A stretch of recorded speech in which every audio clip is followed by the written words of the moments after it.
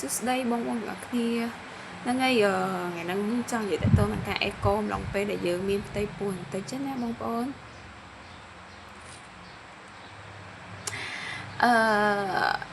ខ្ញុំធ្លាប់លើគេថាពេលដែលយើងមានផ្ទៃពោះកុំឲ្យទៅអេកូច្រើនដងពេកវាអាចប៉ះពាល់កូនអីចឹងណាតែ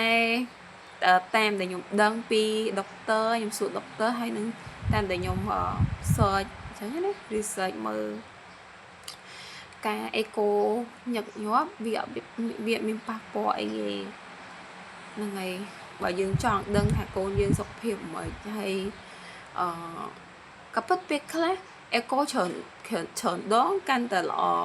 ព្រោះយើងអាចតាមដានដឹងថាកូនយើងមិនអញ្ចឹងណាហ្នឹងហើយកូនយើងលូតលាស់ល្អអត់ហើយគាត់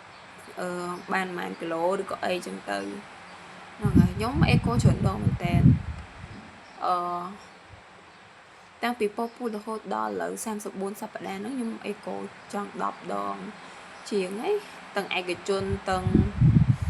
ពេទ្យរដ្ឋចឹងណាព្រោះខ្ញុំចង់ដឹង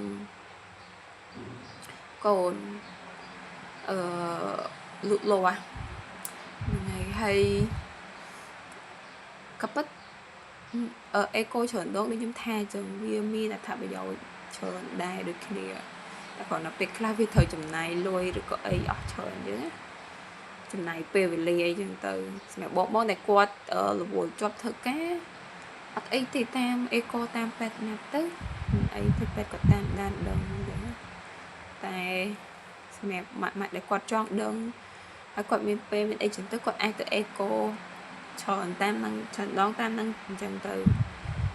ចាហ្នឹងហើយវីដេអូចង់និយាយតែប៉ុណ្្នឹងទេ